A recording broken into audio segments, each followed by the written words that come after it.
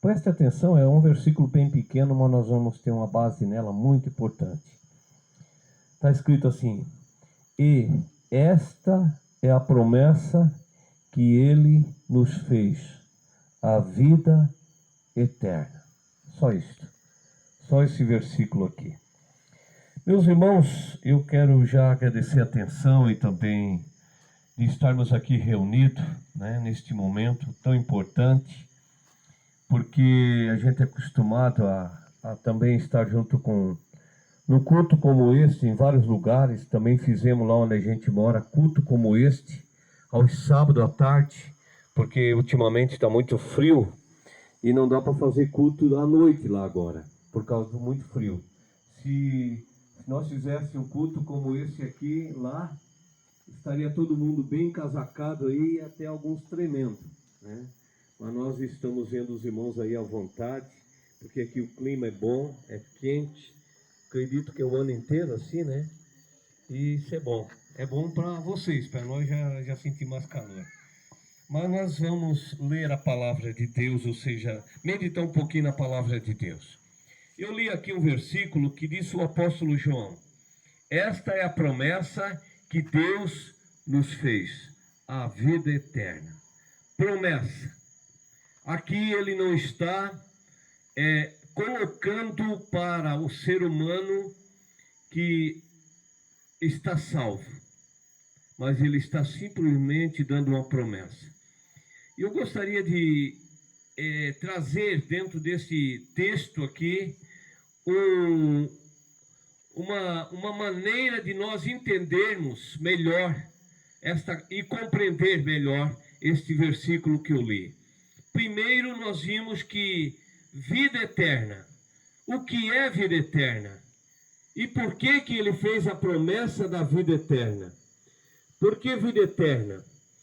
Alguém poderá até pensar, e algumas pessoas aí fora dizem: morreu, acabou, né?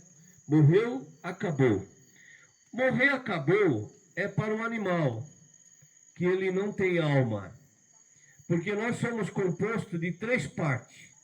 Eu creio que vocês sabem que nós somos compostos de corpo, de espírito e alma.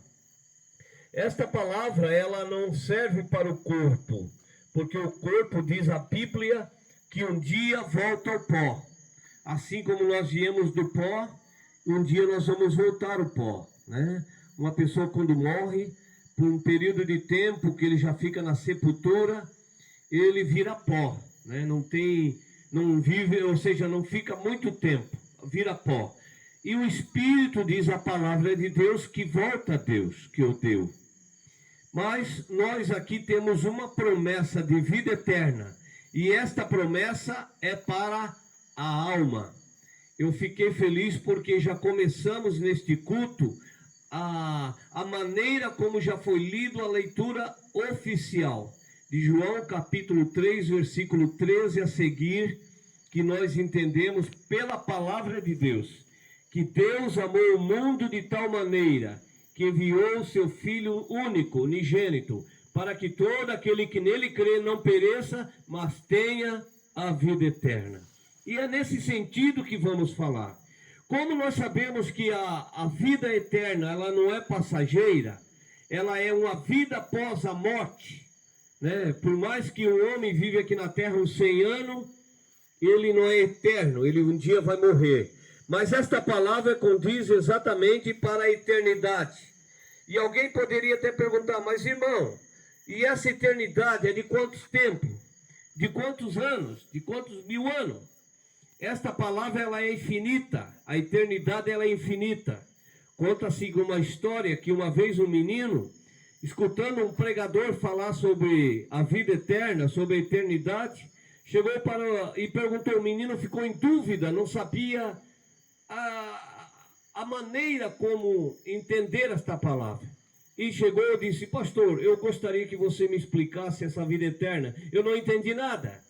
E aí na hora o pastor teve uma resposta e disse: menino, tu vai lá, eles moravam próximo do oceano, né? Do oceano, assim como eu moro lá.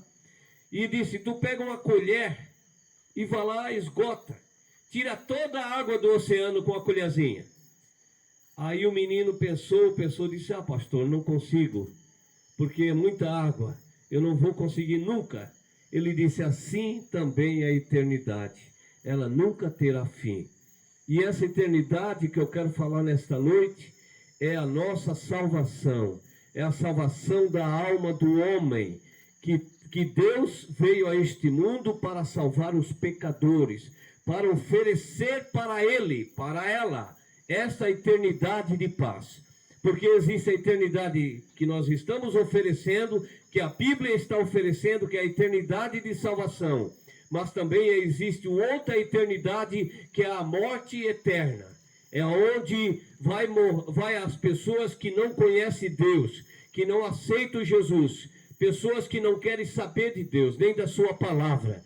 Mas eu gostaria de, nesta noite, em pouco tempo, explicar para você a maneira como devemos conseguir esta vida eterna.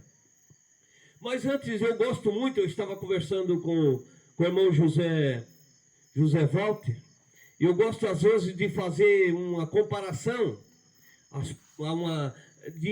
a gente usa uma expressão metáfora, né? Uma comparação, para as pessoas entenderem bem, às vezes, a palavra, porque nem todos pegam no ar a palavra, o significado. Então eu gosto de simplificar para poder ter uma noção da situação ou daquilo que a gente está falando. Eu vou usar o irmão José Walter como uma maneira, né, que é mais conhecido meu. Os demais irmãos aqui, eu estou vendo pela primeira vez, o pastor já conheci hoje pela manhã, né? E com certeza até o final aí dos dias que a gente vai ficar aqui, nós vamos se conhecer melhor. Mas eu vou usar o irmão José Walter. Exemplo, irmão. O José Walter chega para o seu filho e diz assim: meu filho, tu está estudando e o que é que tu quer ser no futuro? Quando tu se formar, eu vou te pagar a tua faculdade, a tua universidade. E o filho dele, né, eu estou fazendo aqui comparação, irmão, tá bom? Vocês vão entender. Vai chegar para ele e dizer: pai, eu quero me tornar um engenheiro. Então, ele diz assim: tu escolheu certo, tu não vai deixar essa profissão lá na frente desanimar, porque eu vou investir em ti. E ele vai dizer: não, pai, eu tenho certeza que eu quero ser um engenheiro, porque eu quero me formar no engenheiro tal e eu quero fazer tal profissão, porque é uma profissão que dá dinheiro. Então, tudo bem, meu filho, eu vou investir em ti e eu vou fazer para ti uma promessa. Para ti, eu pago a tua faculdade. E quando tu terminar, aqui 5 anos, vou dar um exemplo, pode ser mais, pode ser menos, mas vou usar 5 anos de faculdade. Então, meu filho, se tu passar todas as provas, se tu passar todos os anos, e tu vencer e pegar um diploma, passar pela a prova e se tornar um engenheiro daqui 5 anos, eu te prometo que eu vou te dar um presente para ti, como eu reconhecendo que tu realmente vai ganhar esse presente porque tu merece. E ele vai se sentir mais incentivado, não é verdade? Eu acredito que cada um de nós sentiríamos incentivado a se tornar, ou seja, a estudar com mais afinco, com mais dedicação. Então, aí o moço então já começa, se matricula na universidade, já paga sua matrícula, já começa a estudar com seus companheiros, e ele sempre vai lembrar: eu vou ser um profissional, porque eu vou ter muitos anos, eu vou ganhar dinheiro com a minha profissão, mas eu também vou ganhar do meu pai um presente que ele me prometeu. Eu até posso usar uma outra metáfora dizendo: o presente será um carro 0 quilômetro. Aí já é melhor, né? Vai se tornar um profissional com carro 0 quilômetro, né? A irmã Maria disse: ah, se eu pudesse.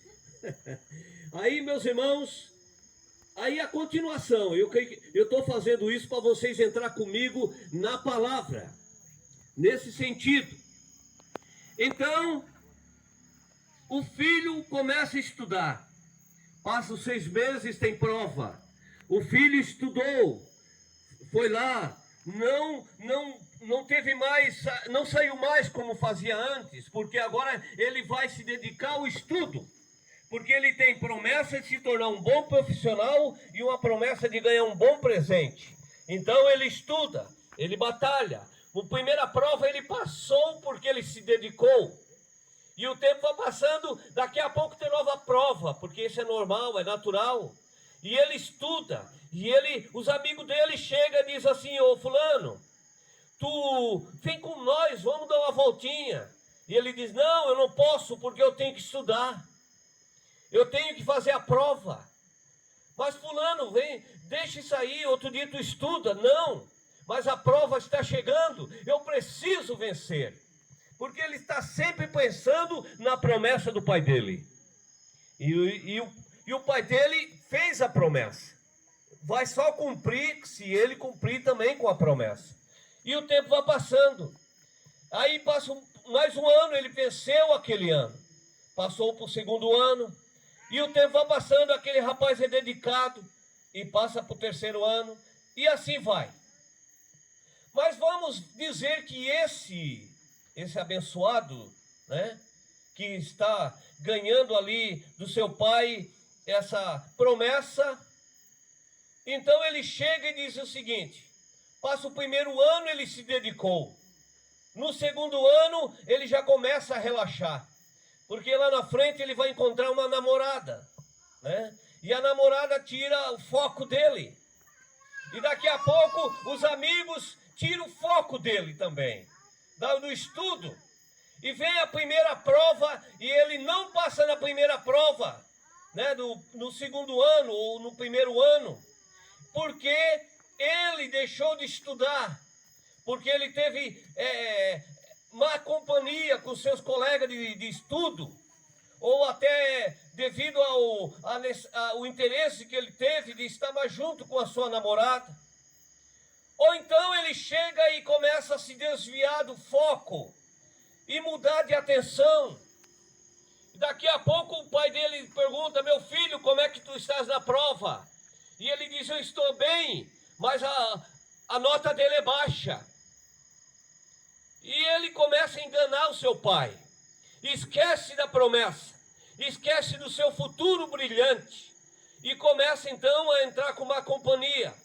Que infelizmente alguns que a gente conhece por aí afora chegam a perder o foco e às vezes com a má companhia começa então até a fazer coisas erradas e começa até a enganar seus pais. No vez de ir para a aula, no vez de ir para o colégio, vão para outro lugar, vão para a bagunça e acaba tendo prejuízo. O seu pai fez uma promessa, mas agora ele não está cumprindo a promessa. E chegou aos 5 anos, os seus amigos, alguns ganharam,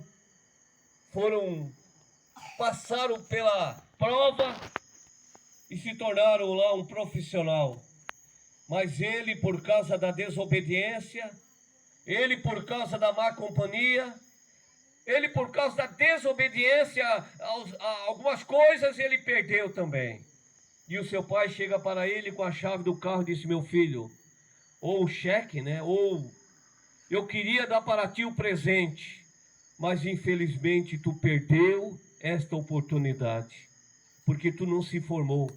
Mas se for o contrário, ele se formou, o seu pai tem um prazer muito grande no dia que ele recebe da faculdade, que ele formou-se, um diploma, e já começa a colocar o seu estudo em prática e começa a ser um profissional. O seu pai vai ficar feliz, vai dar de presente aquilo que ele prometeu e ele vai se tornar um cidadão, um profissional, um cidadão de bem, um homem bem financeiramente ali para frente. Mas o que é que o irmão quer dizer com isso? Vamos virar a página agora neste momento. Aqui nós vimos que Deus está dizendo: esta é a promessa que Deus nos deu, a vida eterna. Vida eterna. Deus nos deu uma promessa de vida eterna. Aí alguém poderá dizer, mas irmão, como é que eu vou fazer para ganhar esta vida eterna? Então a gente começa a ver que a Bíblia, ela tem norma, ela tem regras, ela tem estatutos e ela tem ensinamento para que nós possamos colocar em prática para nós termos a vida eterna, a salvação da nossa alma. Por falar nisso, eu lembro de quando eu era pequeno, nós não éramos crentes, que eu me converti com 12 anos praticamente. E só fui me firmar mesmo com 14 anos. Mas antes disso, nós morávamos no interior. Por isso que eu gosto disso. Eu gosto de estar aqui junto com os irmãos, de estar num lugar como este, porque eu também me criei assim, no interior. Como disse o irmão que me antecedeu aqui, que ele corria aqui brincando. Eu também lembro de lugares que eu brincava semelhante a este, né? Então eu fui criado desta maneira. E na época, meus pais não eram crentes. Talvez, irmãos, se vocês nos acompanhar, porque o José está dizendo que já vai aproveitar, então eu vou até no outros dias até contar com um testemunho semelhante. Mas eu lembro de quando nós éramos pequenos e nós fizemos a primeira comunhão na Igreja Católica. Eu pergunto, aqui também fazem, né? É assim, primeira comunhão? É, né? Até os 12 anos, de 10, 12 anos, eu acho que é assim, né? Porque é normal, lá a Igreja Católica fazia lá, faz lá, e eu acredito que aqui também é o mesmo sistema. Mas eu quero dizer que tinha duas perguntas que nunca me fugiu da mente. E aquilo me intrigava a minha mente. E eu lembro que a primeira pergunta que a catequista fazia para nós era esta. Nós tínhamos que ouvir a pergunta e decorar a resposta, porque no dia da prova nós tínhamos que dar a resposta exata, conforme a gente aprendeu com ela. E a primeira pergunta que era feita era esta: para que vivemos nessa terra? Você já ouviu essa pergunta? E a resposta nossa era essa: para salvar a nossa alma. Correto. Beleza. É isso mesmo. A pergunta e a resposta está correta. E tinha outra pergunta em seguida que dizia: e o que é que nós devemos fazer para salvar a nossa alma, para ter a vida eterna? E a nossa resposta era esta: fazer tudo que Jesus mandou. Está vendo? Então, esta é a promessa que Deus nos fez: a vida eterna, a salvação da nossa alma. E aqui dentro da Bíblia Sagrada, onde a gente encontra a resposta para esta pergunta. Jesus, quando veio a este mundo, veio com esta finalidade. Por quê? Porque religião não resolveu os problemas. A lei e os profetas, mandados por Deus, os homens não obedeceram. Quando Jesus veio ao mundo, tinha algumas religiões. Porém, Jesus veio exclusivamente dizer: eu sou o Salvador, eu tenho vida. Ele disse: ninguém vem ao Pai a não ser por mim, disse Jesus. Então ele é o Salvador. E ele é o Salvador não do corpo, não do espírito, mas da nossa alma, que ela é eterna, nunca vai morrer. Aí a gente olha para a resposta da Bíblia. E o que é que nós devemos fazer para nós salvar a nossa alma? Ter esta promessa de salvação. Meus irmãos, dentro da palavra de Deus, tem a seguinte pergunta e tem a resposta: como conseguir a vida eterna? Como conseguir? A gente, às vezes, eu costumo viajar, ou viajava até o ano passado, eu viajava muito, Bahia, Minas Gerais, São Paulo, Paraná, Santa Catarina, Rio Grande do Sul. Como disse o irmão José, já tivemos em outros países pregando a palavra de Deus. E a gente vê que o ser humano tem sede de salvação. Por mais pecador que seja, por mais religioso que ele seja.